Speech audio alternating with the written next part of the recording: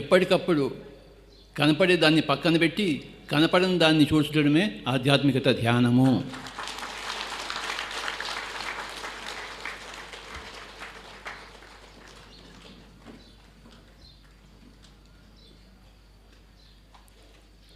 కళ్ళు రెండు మూసేసుకుంటే కనపడేది కనపడకుండా ఉంటుంది.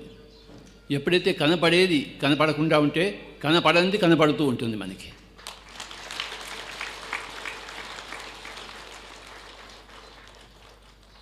కనపడే దాన్ని పక్కన పెట్టి కనపడని దాన్ని ముందుకు తెచ్చుకోవడమే ధ్యానము.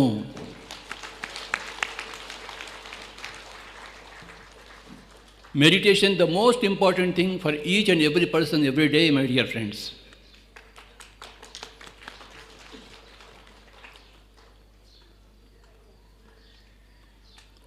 కేవలం కనపడేదాన్ని నమ్ముకుంటే కుక్కతోక పట్టుకుని గోదావరి ఈదినట్టే.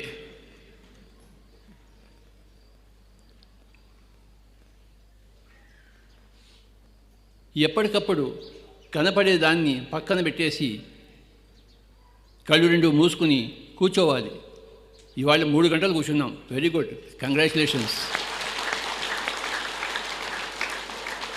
5 గంటలు కూర్చోవాలి, 10 గంటలు కూర్చోవాలి, 24 గంటలు కూర్చోవాలి. కళ్ళు రెండు మూసేసుకోవాలి. We have to close the eyes. Why are we seeing? What for? క్యూ హమ్ దేఖ్ రహే హై? ఊరికే కళ్ళు రెండు తెరిచి చూస్తూ ఉంటే కళ్ళు చిట్లిపోతాయి,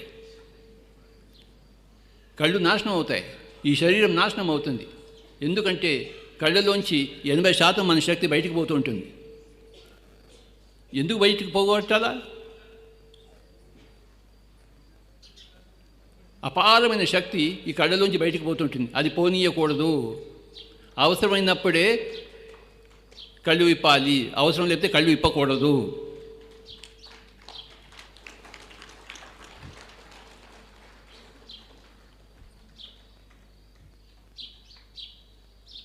నోరు మూసుకుని కూర్చుంటే మౌనము, కళ్ళు మూసుకుని కూర్చుంటే ధ్యానము. మౌనం ఎంత గొప్పదో ఒక రమణ మహర్షి చెప్పారు, ఒక మెహర్ బాబా చెప్పారు. ధ్యానం ఎంత గొప్పదో ఒక బుద్ధుడు చెప్పాడు, ఒక పతంజలి చెప్పాడు. మనమంతా కూడా ధ్యానానికి బానిసలం, ధ్యానానికి అంకితం. మనం గంటలు కళ్ళు రెండు మూసుకుంటాం.